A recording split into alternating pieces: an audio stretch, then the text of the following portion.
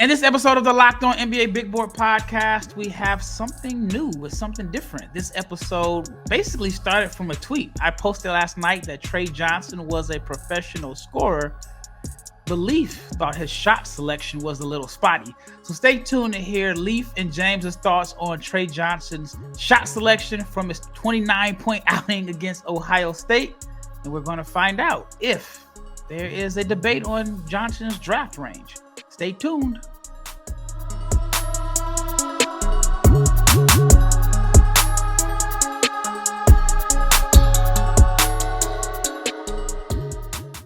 Big shout out to each and every person that has made the Locked On NBA Big Board podcast your first listen of the day. I'm your host, Rafael Barlowe, along with my co-host, which is my brother James Barlowe, and Leif Thulin, the guy that watches more college basketball than anyone else.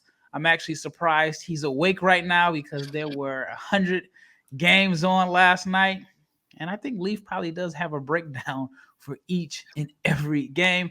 But I want to let you know about this Locked On newsletter before we get started. Your favorite team or your favorite podcast has a newsletter. It is a one-stop for ultimate team and league coverage delivered right to your inbox. So sign up for free at lockedondaily.com. That's lockedondaily.com. You start your day with the new free Locked On newsletter covering your favorite team. So in Leaf's case, Locked On Jazz, whether it's Locked On Lakers, Knicks, Mavs, Bucks, whoever. So check it out, lockedondaily.com. And I want to let you know that this episode is brought to you by Game Time. Download the Game Time app, create an account, use the code LOCKEDONNBA for $20 off your first purchase. And if you're not subscribed to the YouTube channel, please subscribe, like, share, comment, click the bell so you can be notified every time we drop an episode, because we're coming at you 5 days a week. And in this case, like today, 2 times in one day. All right, let's get started. So I'm going to tell you how it all began. I tweeted last night that Tre Johnson was a professional scorer. I was impressed with the shot making and the ability to get buckets. Leif replied, but he wasn't a fan of the shot selection. So earlier today, James and I, we did a podcast talking about the 6 freshmen that stood out, and we raved about Tre Johnson's game, but Leif is like, not so fast. So I'll start with you, James. What do you like about Tre's performance, and did you have any concerns with his shot selection? Well, what I liked about his performance is he stepped up as a freshman, and it looks like he is the one that is in command of that offense. He's the one that's going to be featured. He's going to be the highest usage guy, and he took on that responsibility. And I really think some of the shots that he was taking were because the team got behind early and he tried to put his foot on the gas to bring them back. But overall, I was impressed with the shot making. I've been a fan of him for a while. I'm impressed with his ability to make plays. Do I think he took some tough shots? Of course he took some tough shots. He took some, he made some, he missed some. But I think those things in his case can be corrected because I do think he is a willing passer and a willing playmaker, not just a ball mover. And in this instance last night, I think he felt like he needed to do whatever he needed to do to keep the team within striking distance. Okay, I see you nodding your head in approval, Leif. You expressed some concerns about his shot selection. Can you tell me like what specifically worries you about the type of shots that Tre Johnson takes? See, I'll preface this by saying he is such a great talent that some of the shots I don't hate because of how good he is. And for those listening saying, oh, you must like hate the guy because he shot 20 shots and you can count him up. And I'll give you my count. I tracked him. I watched all the shots right before this episode on Synergy. And I would say he took 12 good shots. And I'd say he took 8 bad shots that are for normal players. If you put it to his level of talent, I'd say he probably took 14 good shots, 6 bad shots. And some of the bad shots were terrible shots. But my concern about his shot selection is when you're trying to play a team in Ohio State that's beating you from the jump, and you take these zero pass possessions into the mid post turnaround jump shots, I don't like that because of the role he's supposed to be playing for his team.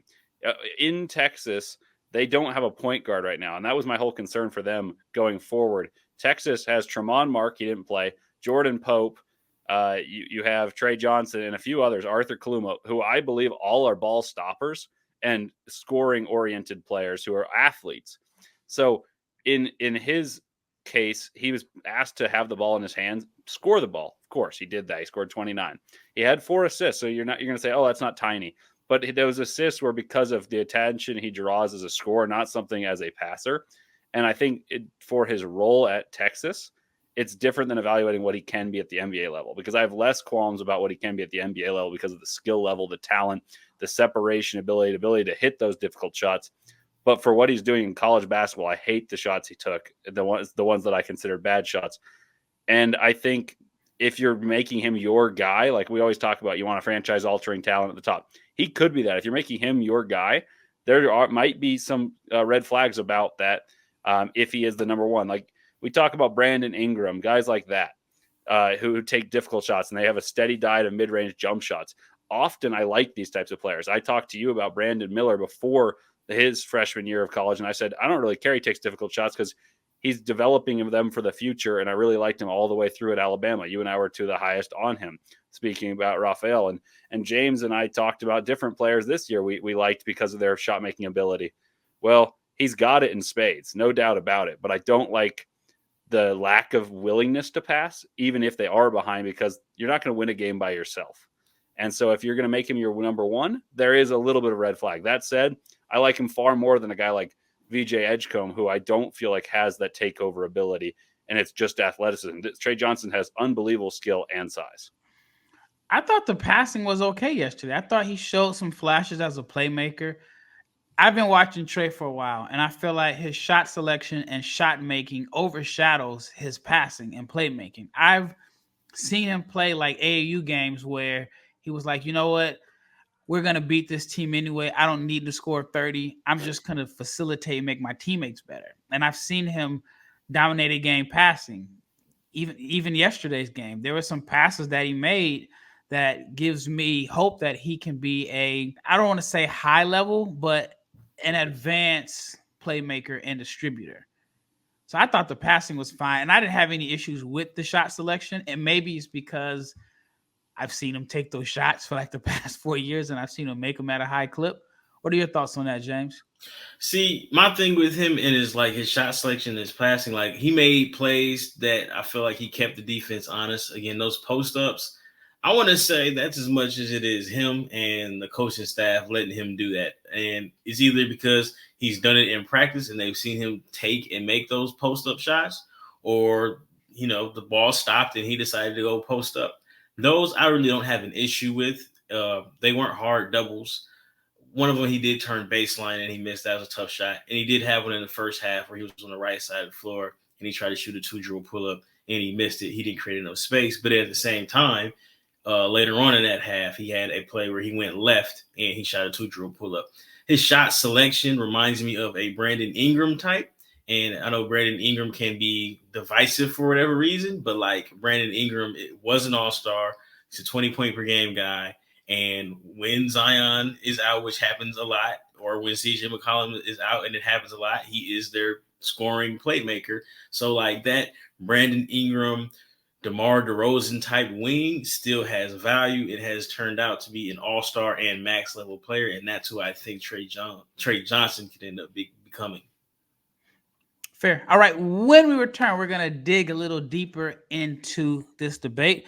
And I want to ask Leif, does he think Tre's shot selection could be a red flag as far as NBA scouts are concerned? Stay tuned. But before we get into the second segment, I want to talk to you about our new sponsor, Built Rewards. Built is breaking ground as a neighborhood rewards program that hooks you up with points on your rent every month. Pay your rent on time and watch the Built points roll in. You can use points to jet off on a dream vacation. You can put your points toward a flight or hotel stay with 500 plus airlines and over 700,000 hotels and properties. You can use your points to book fitness studio classes. You can redeem them towards a future rent payment. They are designed to meet your lifestyle. Pay rent hassle-free through the Built Rewards app. Your rent game just got a major upgrade. Built points have been consistently ranked the highest value point currency by the Points Guy and Bankrate. So you can earn points by paying your rent right now when you go and join built.com/lockedonnba. That is join built.com, joinbilt.com/lockedonnba. Make sure that you use our URL so they know that we sent you. Join built.com and start earning points with your rent payments today, because it is the 5th and rent is due today. Next, I want to talk about Game Time, which is my favorite app when it comes to purchasing tickets. And Game Time is not just for sporting events. It's comedy, theaters, plays, and more. What I love about the Game Time app is you can toggle a feature that allows you to see the total cost up front where there are no surprise fees at checkout. Game Time also gives you a panoramic view of your seat in the app before you buy. And then Game Time also has a lowest price guarantee. If you find something cheaper, Game Time will credit you 110% of the difference, and your purchase is covered with the most flexible customer service policy in the ticketing industry. So take the guesswork out of buying tickets with Game Time. Download the Game Time app, create an account, use the code LOCKEDONNBA for $20 off your first purchase. Terms apply. Again, create an account. Use the redeem code LOCKEDONNBA for $20 off. Download Game Time today.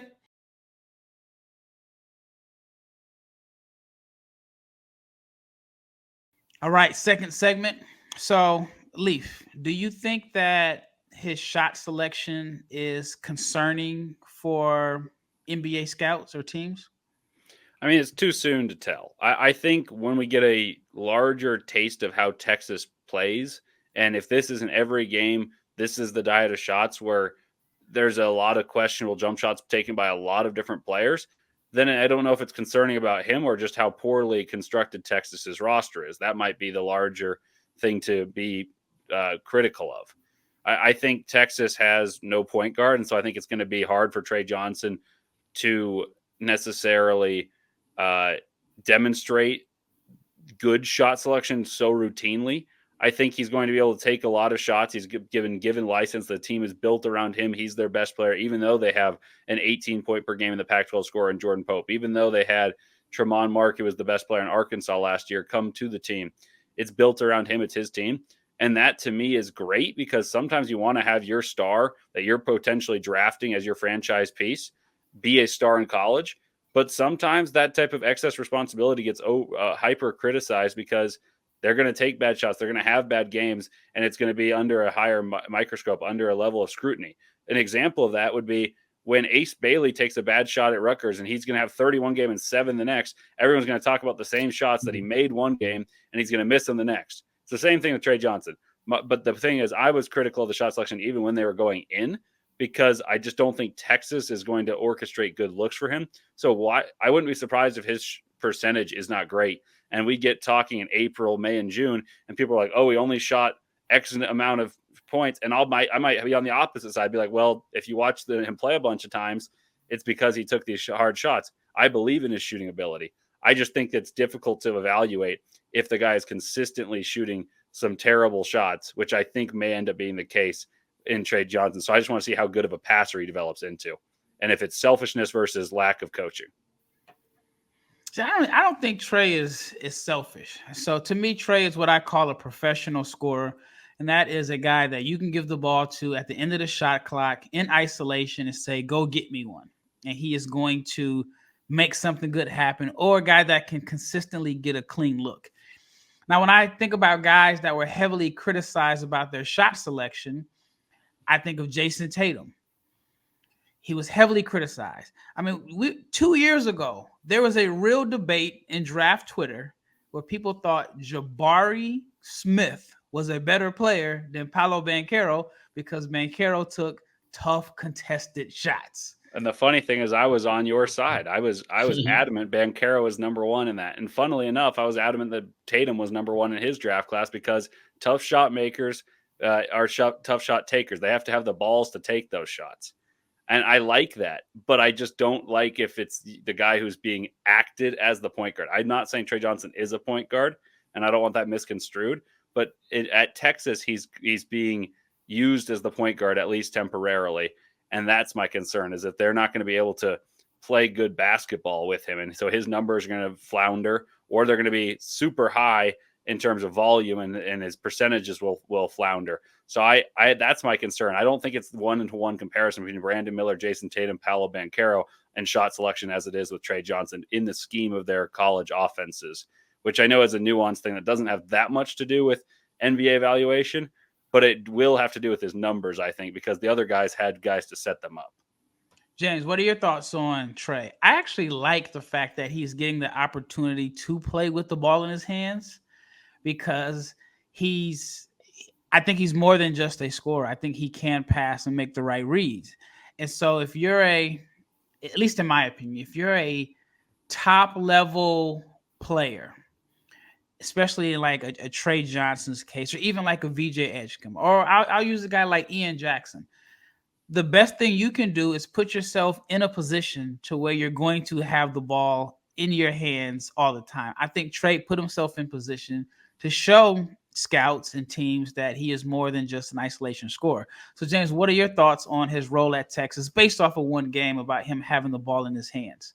Well, the only thing that I would have loved to see more of is him in pick and roll, because I think ultimately him in pick and roll is going to bring out the best results in him as far as shot selection and getting to the basket. I mentioned that on the podcast. I don't know if it was with you, Raf. It might have been with Leif, but I envision him as a pick and roll ball handler primarily, not just isolating and getting to the spots, because, again, it's hard to make a living like that, especially the way that the game has changed. But if you put him in pick and roll, I think you get to see the passing. I think you get to see him change speeds. And I think you get to see him get to the basket more often. Of his performance yesterday, I think he only had maybe like 3 or 4 paint touches. That is an issue for me. But again, some of that is college basketball spacing. You're playing in a phone booth. You're going to take a lot of tough shots. But ultimately, I think the DeMar DeRozan, the Brandon Ingram, like, pathway to success is where he is. And when you look at those guys, they are high level pick and roll facilitators and ball handlers. I'm not saying facilitators like Luka or James Harden, but like at the wing position, they're 4 assist guys. And I feel like that's where Tre Johnson is going to end up being. So going forward, I would like to see him in more pick and roll, but that was last night. What are your thoughts on Texas's offense? I mean, it's hard to tell. It's the first game of the season. Guys are out. It's a nationally televised game. They were in Vegas last night, I believe. Mm-hmm. That wasn't a home game. So it's like it's too early for me to sit here and say, well, this is what it looks like. So, but on the contrary, it looks like Tre Johnson was like, okay, we're missing some guys. I'm going to do what I have to do to keep us in the game. And I feel like that is a positive to see in a young prospect, because we've seen guys not take advantage of the opportunity. Me and you, Ralph, we talk about it all the time. Even at the NBA level, you guys have to take advantage of the opportunity. And Tre Johnson, not only did he make a name for himself last night, but he basically said, like, hey, guys, the ball is going to come to me and I am going to make a play. So whether you want him to see him make more plays for others, I think in time that is going to happen. But that was his first collegiate game, and I came away impressed.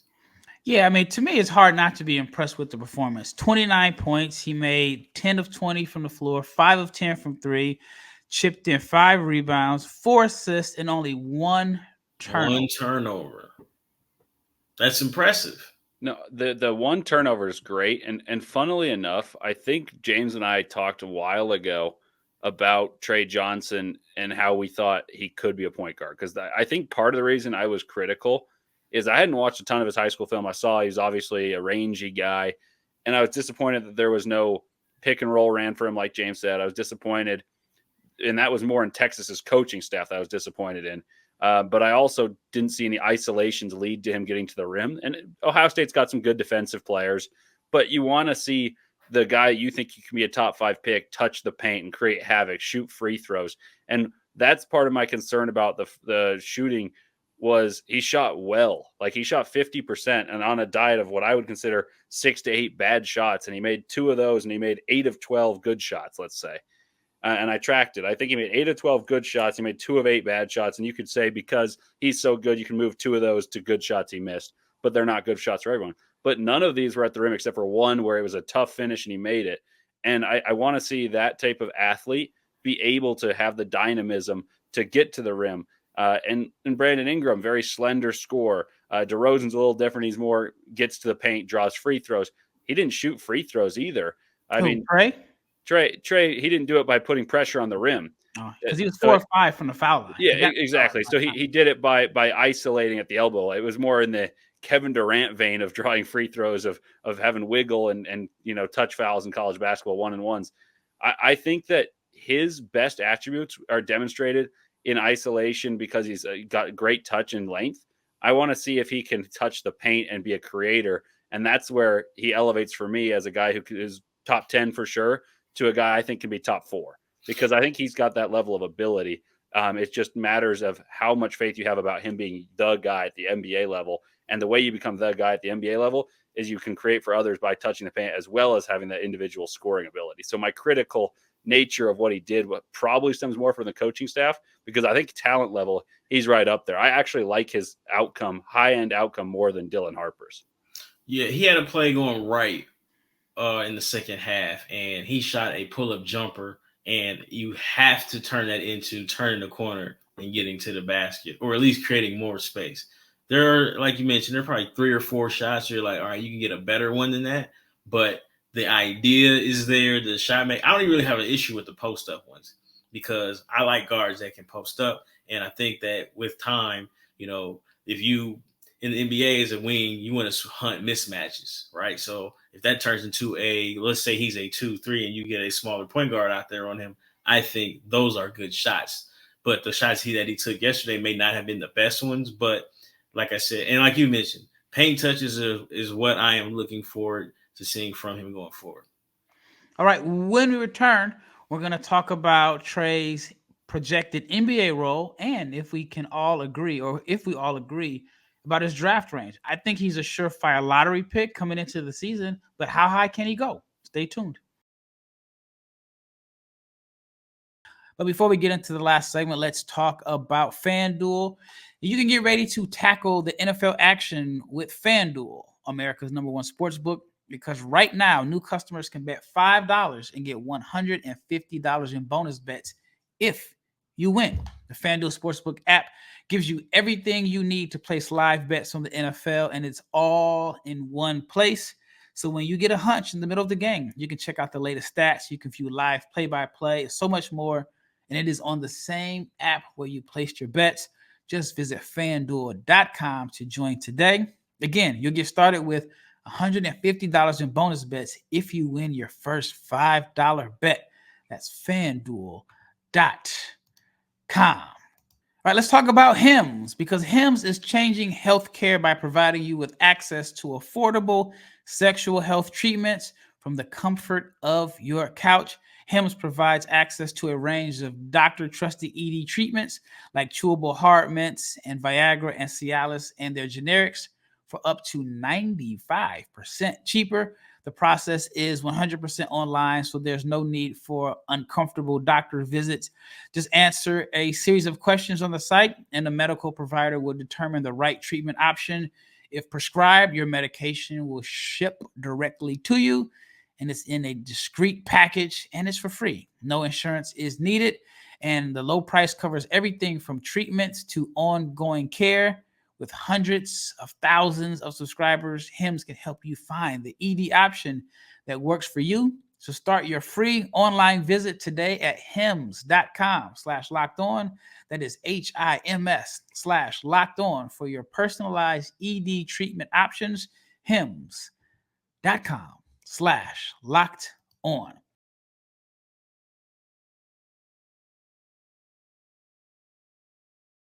All right, last segment. James, you've mentioned DeMar DeRozan. You've mentioned Brandon Ingram. Smaller Brandon Ingram. Brandon Ingram. Tallest, longest 6'8" player in the history of basketball. I mean, they listed him at 6'8". I think he was even 6'7" the year before they measured him without shoes. But so who's your player comparison, Leif?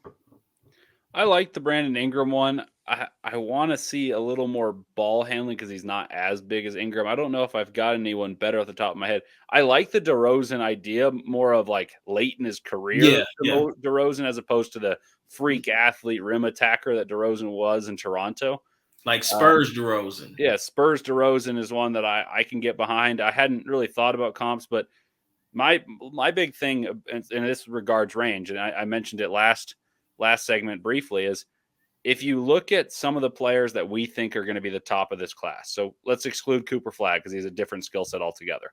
You look at Ace Bailey and Tre Johnson. I don't think they're all that dissimilar in the shots that they'll be taking. I think Ace is bigger and he's got more scoring chops from different places on the court and at the highest level. Like if you project him all the way to hit his ceiling, I think he's got more scoring ability than Tre Johnson. Tre Johnson might have a more consistent year than Ace Bailey, though, at Texas versus Ace Bailey at Rutgers. I think Tre Johnson's got more to his game and more levels to what he can achieve than Dylan Harper, but Dylan Harper is going to have the ball in his hands. So I think a lot of it hinges around how well he can create by putting pressure on the defense, not only as a scorer, but also as a facilitator.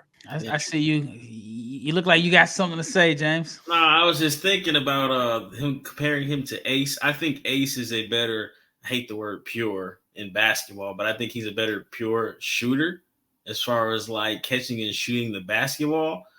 I think Tre is an equal level scorer and a better playmaker. Like Tre's gonna take some tough shots, and I feel like Ace Bailey's everything is a tough shot. That's not a catch and shoot shot. So, but both guys got to get to the basket. But I would take Ace Bailey, but that's today, and I'm not married to Ace Bailey going number 2 or even 3. Like I said, I've been a Tre Johnson fan for a few years now. So if what I want to see from him again, like you mentioned, and we mentioned, if he becomes Spurs DeMar DeRozan that works as like a secondary ball, well, I guess you could say a primary ball handler, but he can pass and he can get to the rim and he gets to the foul line. I think that's the best outcome for him. In the podcast we did earlier today, Ralph, I think he can go as high as 3 if everything works out for him because the talent is all there. Yeah, I think he can go as high as 3. Like you mentioned before, I think he's better than VJ Edgecombe. I think that's going to be more of a fit thing. And depending on how well Tre Johnson's like efficiency is, but again, VJ continues to struggle. I mean, but I think Tre can go as high as 3. What about you, Leif? I'm on board with that. And the funny thing is, I have a group of friends that are very well educated in college basketball and care about the draft a lot, that were all Jazz fans. So we're all from Utah. And I texted something that, like, you saw Derek Queen have 22 and 20. You saw Will Riley score 31. And I said, well, this is the year to be bad. And I told you guys that when we did our pre-NBA thing, that the Jazz are going to be terrible and this is the year. You see, they kicked Larry Markin in the back already. That was earlier than expected. He did walk up against the Kings. I was at that game, so that's not fake injuries yet. Okay. So, but what I will say, and the reason I bring that up about the Jazz and my friends is, I said I watched 4 different players last night that I think you could make the conversation like that's the type of player the Jazz have been trying to get the last few years. And there's just so many this year, and they weren't there last year. Like Tre Johnson last year would have been one of the most coveted players in the draft, if not the most coveted player. So I texted my friends. He's like, even though these shots are making me crazy, like he took that one turnaround jumper, and I was pissed off. I was like, that was 4 straight possessions. Texas took a horrible shot. It wasn't all him, but that was the last one. I texted my friend. I was like, look, he's taking horrible shots, but the Jazz, this is exactly the type of player we want. Will Riley scores 31. I was watching those 2 simultaneously. And I was like, okay, you have that. Kasper's is getting everyone good looks. And then I sent something about Asa Newell scored 26. And a lot of those were layups and dunks. And it's like those are the type of players that in the last 3 years that the Jazz would have coveted at the 9 and 10 picks. And now you could have those guys, a couple of those guys might not even go in the top 20. So to answer your question, I know that's a long tangent. I think Tre Johnson's the best of those bunch I just named. So that puts him in the top 3 or 4. I think I said this before, and I've said this before we even had watched these guys play college basketball, that he's got a far better skill set than VJ Edgecombe. I may be the lowest guy on VJ Edgecombe of people coming into the draft.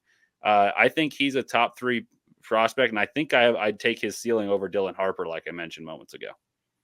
Yeah, I mean, VJ's people are piling on him today because of the way that he played yesterday. I mean, the only real highlight was him dunking on Mark Few's son. Dunked on a family man.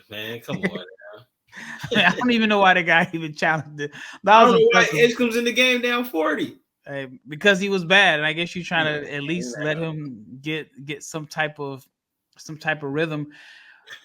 Edgecombe is a guy that's probably going to, and I know I saw somebody tweet about it. Edgecombe's a guy that's probably going to look better in the NBA as a slasher in the open floor as opposed to being a creator. I was not a huge fan of the Baylor fit anyway, but I think there's, and we can talk about this on another episode, I think there's quite a few guys in this draft class that after one game, they're probably like, you know what, this may not have been the best fit, because quite a few guys were not starting. They're coming off the bench. I mean, Will Riley came off the bench, and then he got 31, but there's a few guys that I question their role from the beginning, and it looks like, you know, some questionable decisions were made as far as picking the school.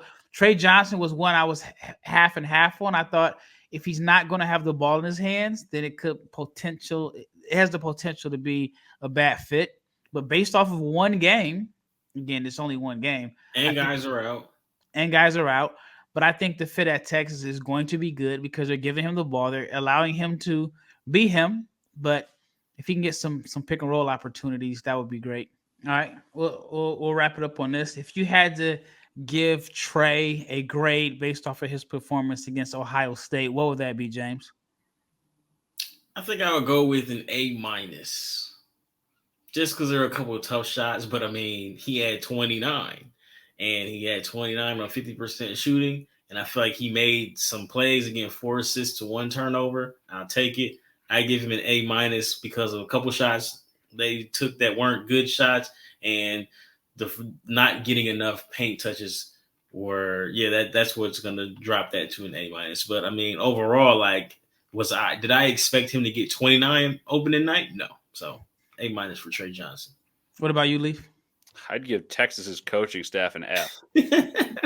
And I said this in the preseason. I didn't rank them in the preseason because I hated how they have a million guards and none are point guards. But Tre Johnson, he made tough shots. I like I said, he went 8 for 12 on what I consider good shots, 2 of 8 on bad shots. That's impressive scoring, so I'm not going to complain too much. I hated the shots Texas took overall, so I was probably overly harsh on Tre Johnson. But I'd give him a B+. And the reason I would give him a B+ is because I didn't see him touch the paint. And if we're talking top 5 potential prospect, you got to be able to touch the paint. Like Banchero, when people complain about that, it was like, what are you talking about? Jabari Smith never touches the paint. Like, why are we talking about him about the number 1 pick? We talk about Jason Tatum. Jason Tatum settled, and the reason you complain about his settling is because dude's got shoulders that are the size of a doorway, go to the rim. And so, but it's like, it's complaint because they can do so much more. I want to see if he can do more, but because of what I've only seen so far, I can't complain that much because he went 10 of 20. But Texas coaching staff gets an F-. So the grade got lower? Yeah. It can only go lower if you take as many stupid shots as they did. And they didn't guard the only shooter on Ohio State's team. I'd give Tre an A. To me, it's hard to, give less than an A when he had 29 points. He was efficient. If you would have told me before the game that Tre was going to make 10 of his 20 shots, half of his threes, which he took, 10? 10 threes, yeah. And got to the foul line 5 times with 4 assists and 1 turnover. I mean, to me, I don't understand how it could be anything less than an A in my opinion. That is an excellent debut. And he had 31 points. I mean, it was a close scrimmage against Colorado. I think Tre could challenge I think he could lead all freshmen in scoring. And I think he could challenge for one of the league leaders or the leaders in the country in scoring, which would be pretty impressive. Well, that wraps up this episode of the Locked On NBA Big Board Podcast. Once again, thank you for making this your first listen of the day, even though this is our second episode. But I want to let you know again and remind you about the Locked On newsletter. Your favorite podcast covering your favorite team has a newsletter. So whichever team you support, you can go to lockedondaily.com and find the newsletter covering that team. It is one stop for ultimate team and league coverage, and it will be delivered right to, it's my second podcast of the day. It will be delivered right to your inbox. So sign up now for free at lockedondaily.com. Once again, it's Rafael Barlowe along with my brother James and my co-host Leif, and we are out of here.